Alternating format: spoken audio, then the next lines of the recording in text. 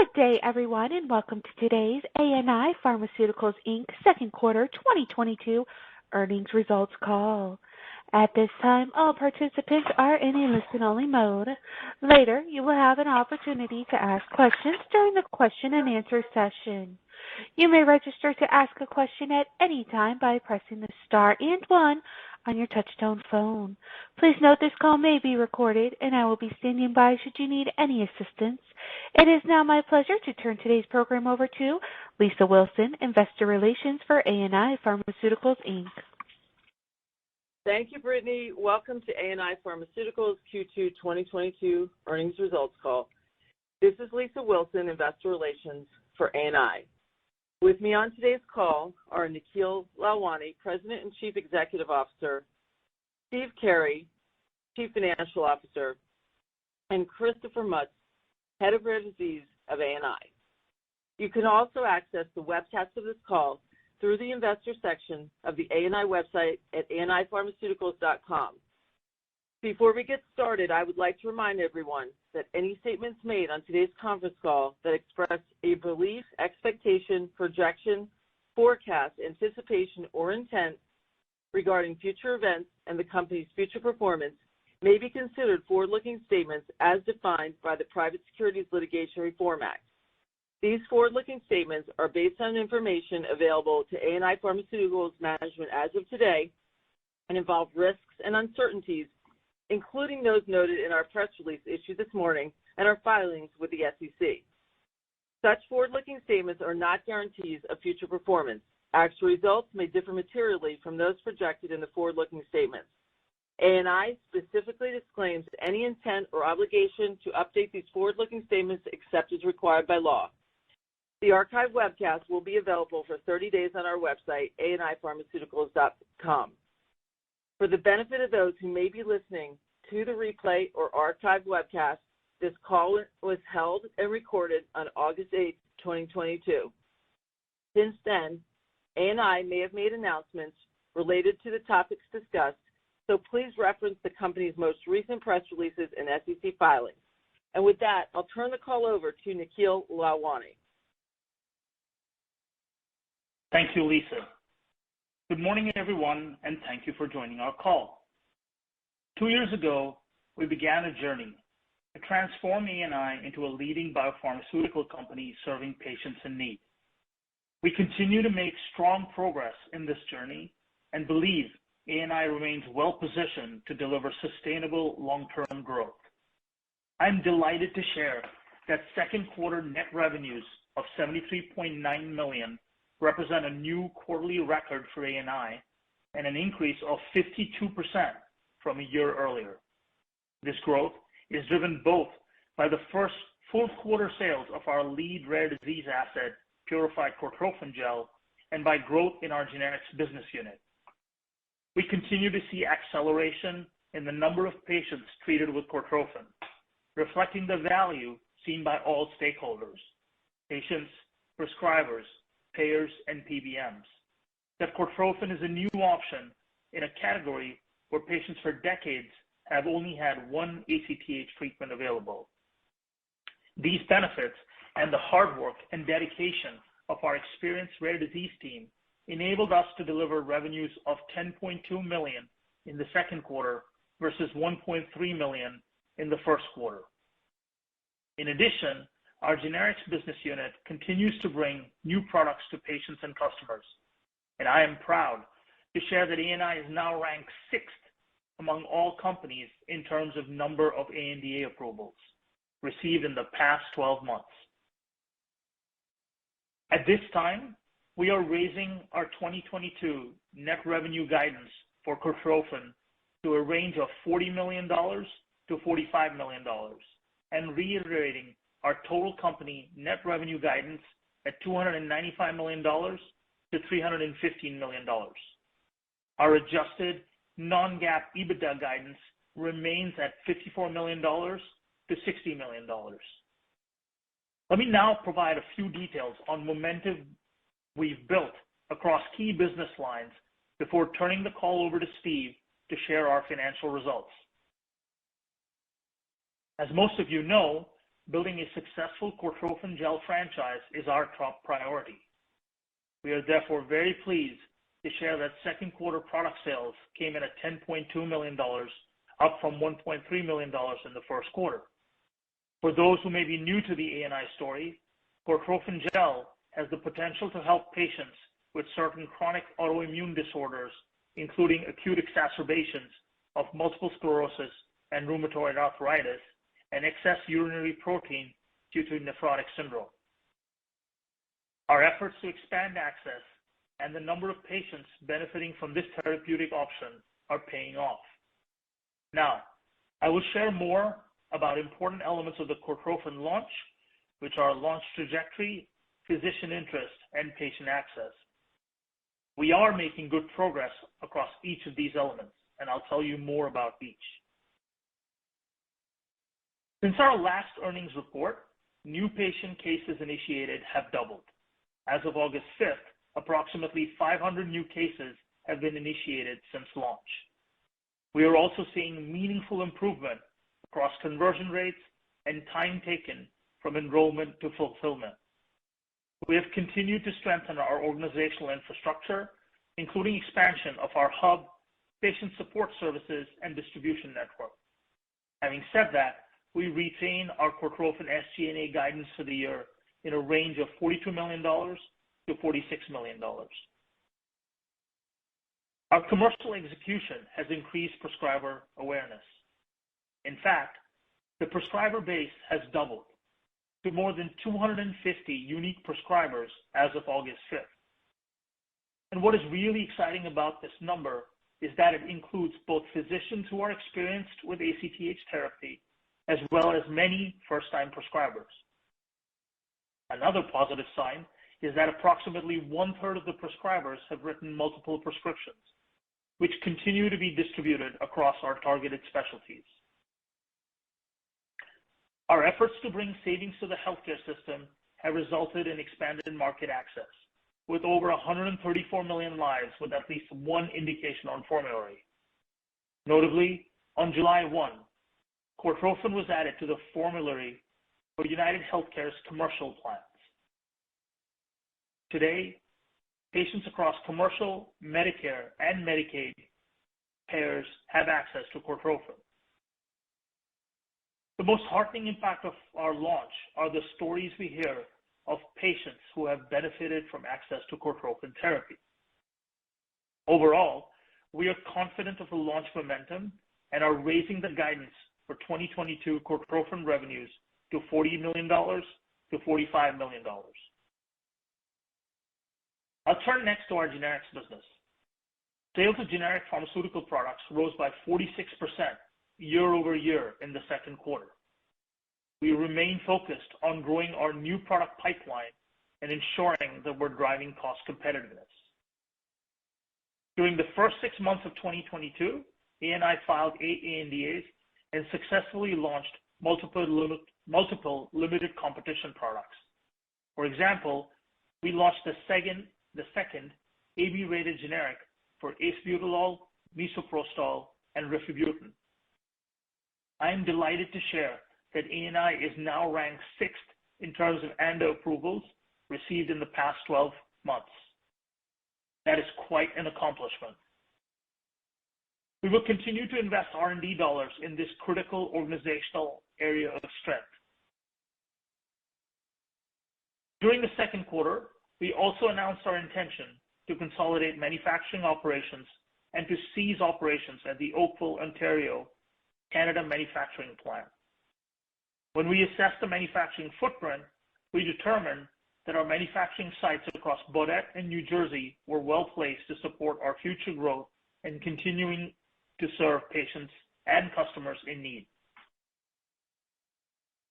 The consolidation efforts are progressing well due to the thoughtful planning and relentless efforts of our teams across Oakville, Baudette, and New Jersey. Several products have already been transferred to our site in Baudette, and other product transfers are on track for transfer to Baudette and New Jersey. We're also making progress on finding a new buyer for the Oakville facility. Once fully executed, This operational efficiency is expected to improve profitability and cash flow by $7 million to $8 million on an annualized basis. In parallel, we continue to invest to expand our capacity at our New Jersey manufacturing plant. Beyond manufacturing network consolidation, we are also driving and making progress on other operational efficiencies, including consolidation of our distribution operations. Business development has been a strength of our company, and we continue to be active on that front. In July, we acquired 4 limited competition ANDAs from Okram Pharma. This transaction complements efforts of our internal R&D team to expand our generics product portfolio, and we expect to launch these products and see the value unlocked next year. In the established brands business unit, we are focused on efficiently increasing promotion to select high-value targets for key brands.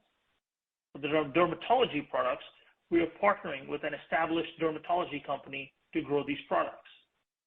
For other key brands, we are utilizing a focused telesales team to support promotional efforts as well as ongoing patient support through copay assistance and patient starter samples. In parallel, we continue to actively evaluate business development deals to expand the portfolio of established brands that we commercialize. Over the past 2 years, we have focused our efforts on strengthening our organization to transform ANI into a leading biopharmaceutical company serving patients in need. I am pleased to augment our leadership team and welcome Meredith Cook as Senior Vice President, General Counsel, and Corporate Secretary to ANI. Meredith brings over 20 years of legal and leadership experience in specialty and generics pharmaceuticals, including in corporate governance, mergers and acquisitions, strategic transactions, and intellectual property. Welcome again, Meredith. Steve will now walk through our detailed second quarter results. Steve? Thank you, Nikhil, and good morning to everyone on the call. For the 3 months ended June 30th, 2022, we posted total net revenues of $73.9 million, up $25.2 million, or 52%, as compared to the prior year period, driven by revenues from the Novitium acquisition and the late January launch of Cortrophin. Net revenues for generic pharmaceutical products were $49.9 million during the 3 months ended June 30th, 2022, an increase of 46% compared to the $34.2 million for the same period in 2021. The net increase was primarily driven by revenues from commercial generic products acquired in our acquisition of Novitium and increased revenues of Nebivolol, which ANI launched in September of 2021. These items were partially tempered by a decrease in revenues from sales of several legacy ANI generic products. Net revenues for branded pharmaceutical products were $8.5 million during the 3 months ended June 30th, 2022, a decrease of 23% compared to $11 million for the same period in 2021. The net decrease was principally due to a decrease in sales of Inopran XL and Inderal XL. Contract manufacturing revenues were $4.4 million during the 3 months ended June 30th, 2022, an increase of 89% compared to $2.3 million for the same period in 2021, due to an increase in the volume of orders primarily related to the addition of Novitium contract manufacturing revenues. Net revenues of our rare disease pharmaceutical products were $10.2 million for the quarter, consisting entirely of sales of Cortrophin Gel. There were no sales of rare disease pharmaceutical products during the comparable prior year period. Operating expenses increased by 35% to $86.8 million for the 3 months ended June 30th, 2022, from $64.2 million in the prior year period.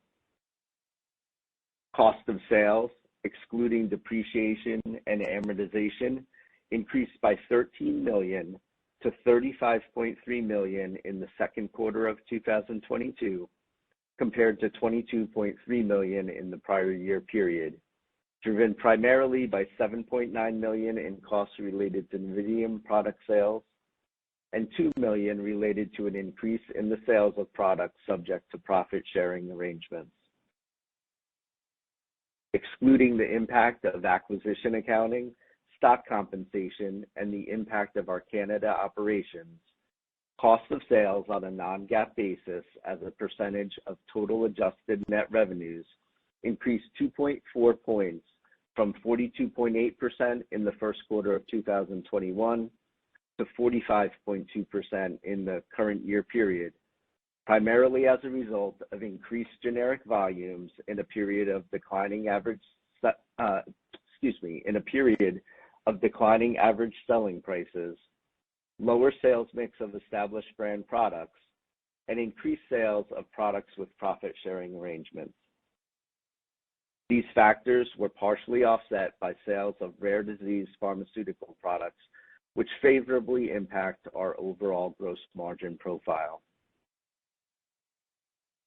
Research and development expenses were $4.2 million in the second quarter of 2022, an increase of $1.4 million from the prior year period, due primarily to Novitium-related activities, partially offset by a decrease in expense associated with the completion of our Cortrophin Gel development efforts.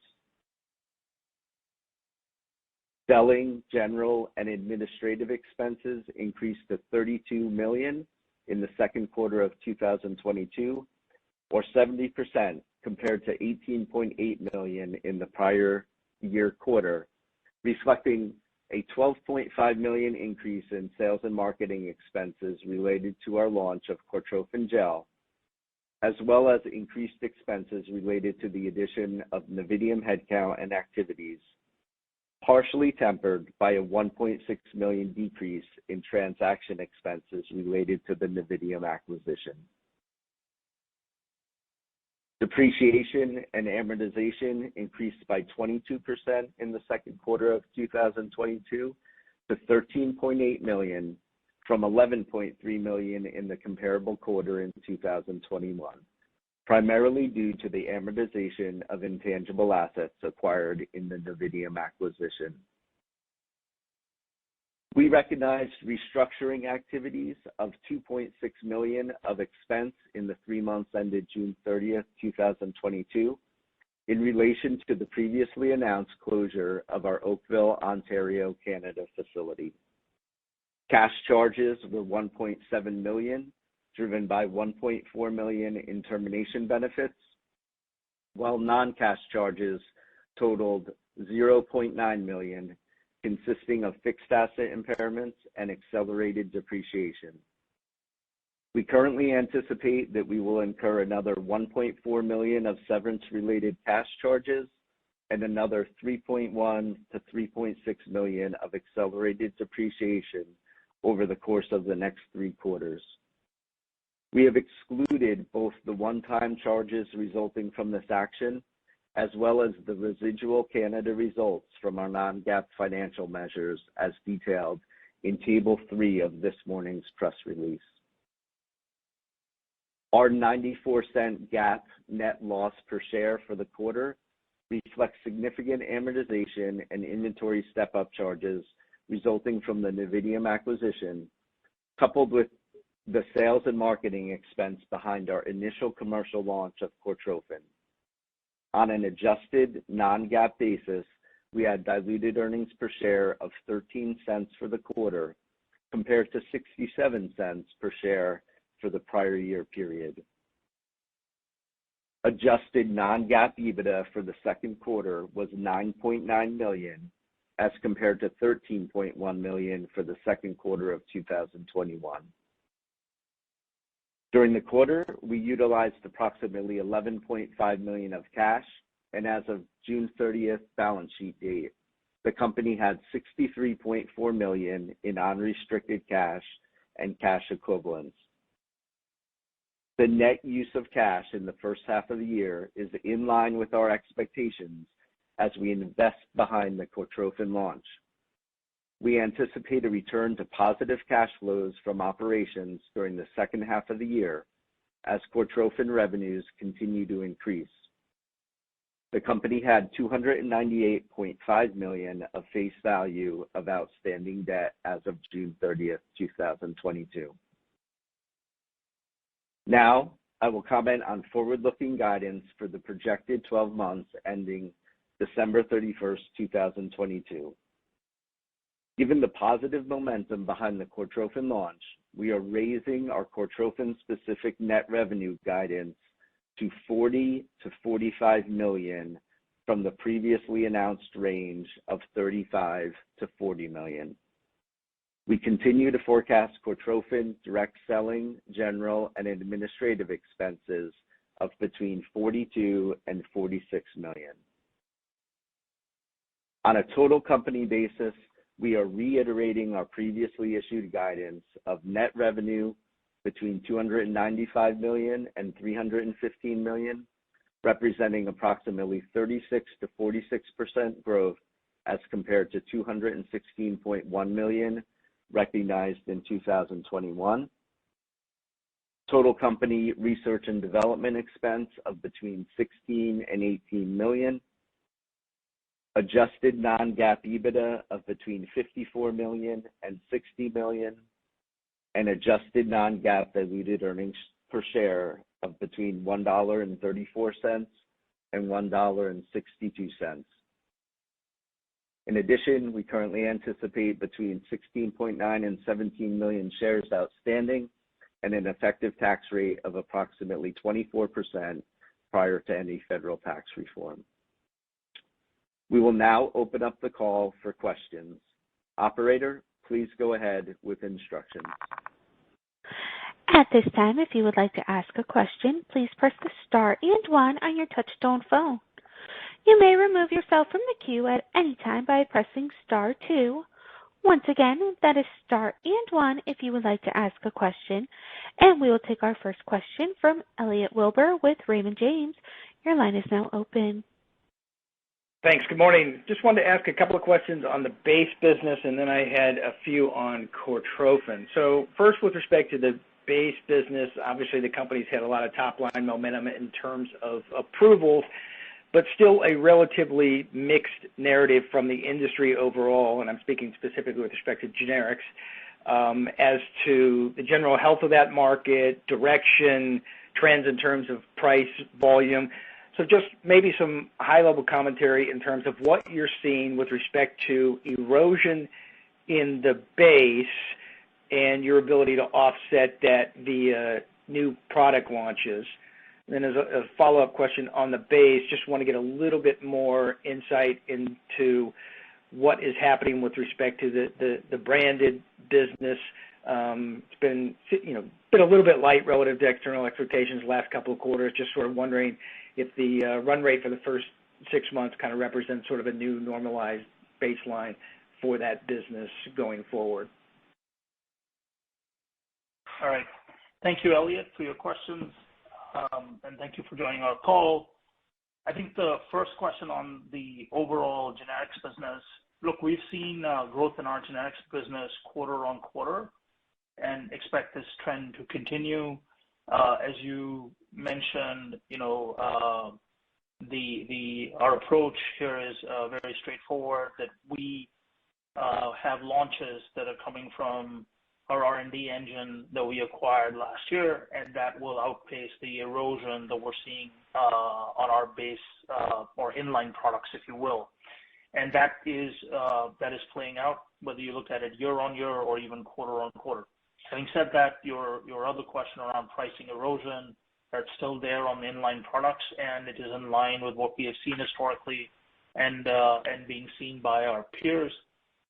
We, at this point, don't see that accelerating or any trigger for accelerating that. It's in line with what's been going on now. So that's the first question. And then on the established brands, yes, we have seen a decline in a couple of our larger products on the established brands business. Having said that, as I had mentioned, that we're doing a number of things to address that, right? We have partnered with a dermatology company to drive promotion of our dermatology products, and we're doing targeted reach outs to to prescribers on the established brands to complement our the other elements of our commercialization strategy. To your specific question around established brands and whether the run rate now is a new normal, I think we've not given guidance at that level. So let us come back on that question. Okay. Then just a couple quick follow-ups on Cortrophin. Can you just talk about some more success rates that you've seen in terms of enabling patients to continue on therapy once they've received initial prescriptions, just sort of the persistence rates you've seen, kind of given, maybe from some of the early initial patient starts. I mean, I know if you look back at the history of ACTH products, I think for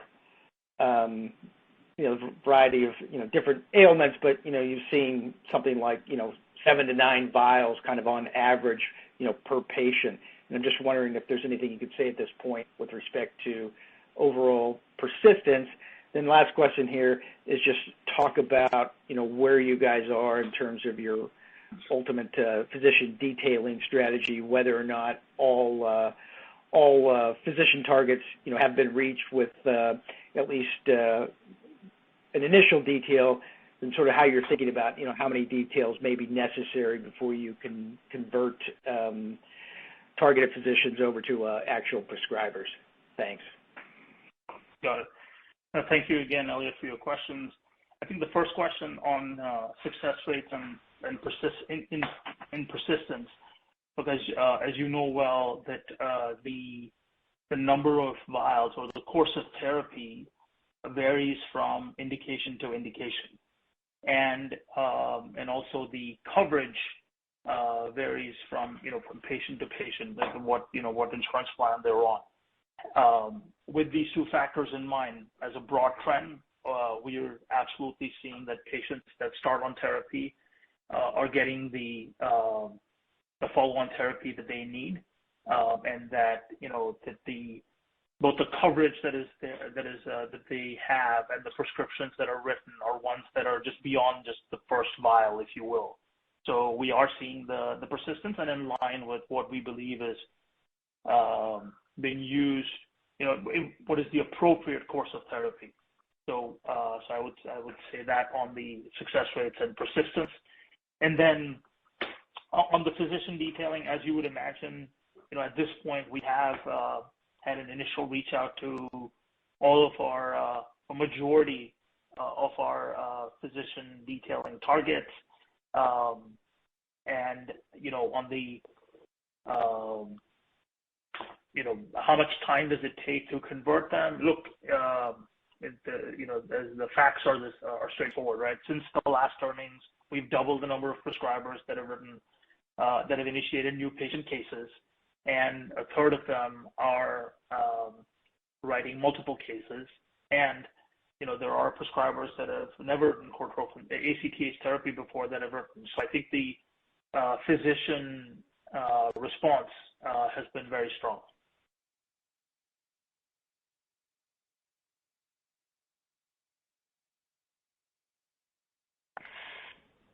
We will take our next question from Greg Fraser with Truist Securities. Your line is now open.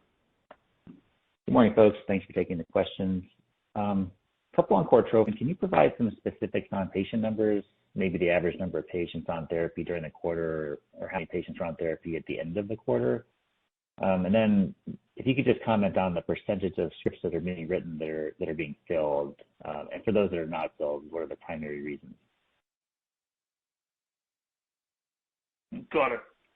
So, look, thank you for your question, Greg, and thank you for joining us this morning. On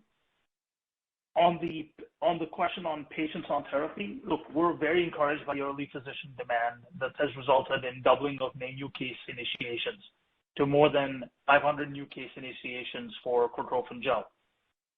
We've also made good progress so far by gaining formulary coverage for 134 million lives. Our ambition to significantly expand access for patients that need Cortrophin Gel is obviously still something that we're working on. And in terms of specific numbers of patients on therapy, we're currently at north of 225 patients on therapy as it currently stands. Got it. Just a couple of follow-ups. What portion of the 134 million plus covered lives have advantage access? And do you have a target for number of covered lives for which you're looking to contract for favorable access? And then if you could just comment on any sort of reactionary behavior that you've seen so far from Mallinckrodt, that would be helpful. Thank you. Yeah. No, thanks, Greg. As you will expect, that commenting on this while we're in the middle of contracting, I think we've shared a great degree of information. But in terms of targeted coverage, specifics on how many we want to be advantaged is something that we'd like to steer clear from. As I said, that our ambition is to significantly expand access for patients that need Cortrophin Gel, and we've made very good progress getting to 134 million lives. And I highlighted some of our recent wins, or one of our recent wins, in the press release. And then, Greg, would you mind repeating the second question? Yeah, I'm curious if you've seen some reactionary behavior from Mallinckrodt.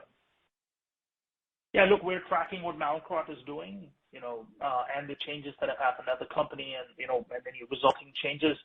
But more than that, we're importantly focused on what we need to do to achieve our purpose of providing another choice in ACTH therapy to our patients. As mentioned before, a claims-based epidemiology analysis suggests less than 10% of patients who are steroid resistant and refractory across primary indications actually receive ACTH therapy. So this is the unmet need that we're focused on. Got it. Thanks so much. Thank you, Greg. Once again, that is star and one if you would like to ask a question. We'll take our next question from Brandon Folkes with Cantor Fitzgerald. Your line is open. Hi, thanks for taking the questions and congratulations on the results. Maybe just two on Cortrophin. Any additional color on the split of ACTH experienced prescribers versus first-time prescribers? And then the guidance raise. Can you just help us think about how we should sort of think about the moving parts there? Do you expect to increase the pace of new patient starts in the back half of the year, with the guidance raise driven by the better coverage that you have coming online there? And then I'll just ask my other one. Just in terms of business development going forward, do you look to bring in additional rare disease assets or continue to bring in generic assets? Just longer term, should we think of ANI sort of growing its generics business as the primary driver, or maybe bringing in additional specialty assets? Thank you. Yeah. And thank you, Brendan, for joining the call, and thank you for your question. In terms of the split between experienced prescribers versus new prescribers, we're not sharing those details at this time. As you can imagine, there's a competitive context here that drives what we can share or not share on these calls, and I appreciate your understanding there. Regarding your second question on the guidance and the raise on the Cortrophin guidance, look, we absolutely see an increase in the number of patients that will get on therapy and acceleration there, and that does inform the guidance range of and the momentum that we believe drives our guidance increase. Yeah. So it's both.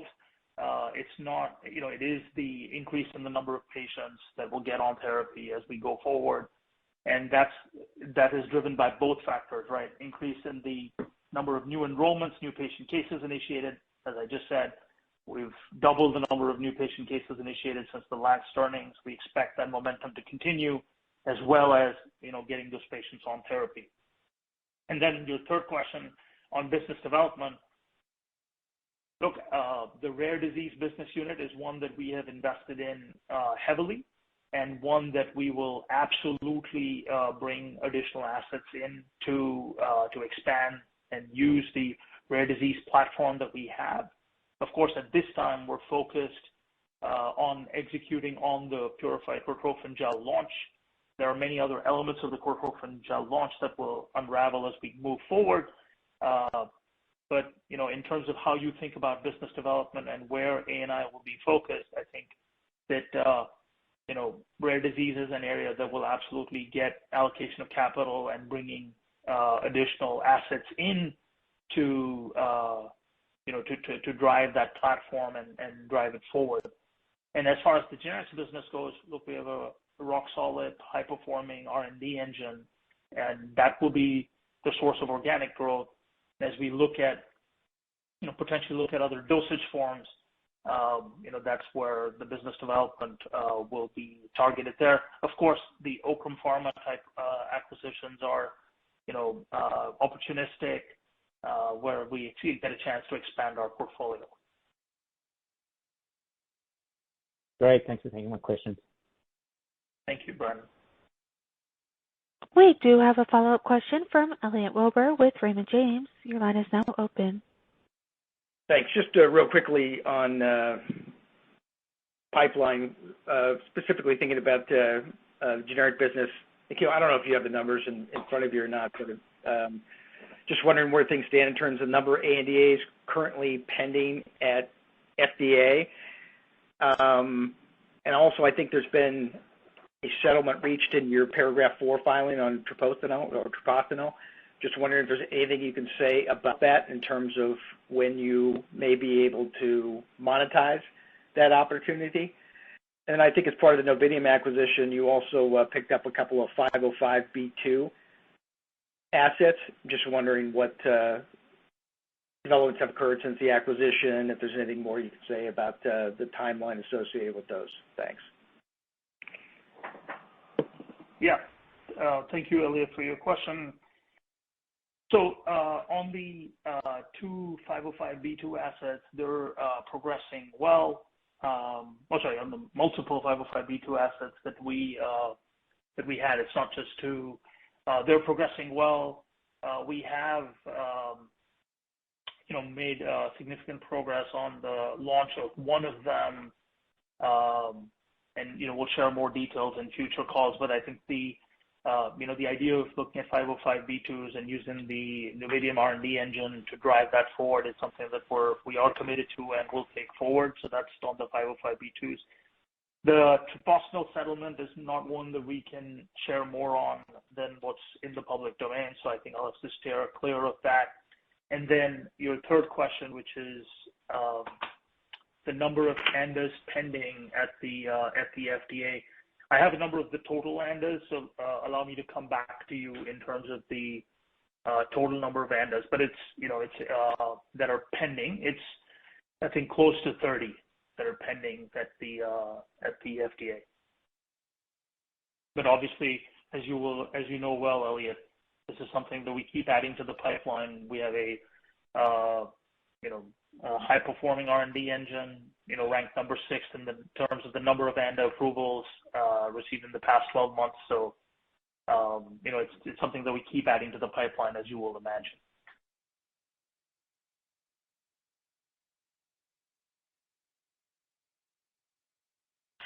It appears we have no further questions on the line at this time. I will turn the program back over to our presenters for any additional or closing remarks.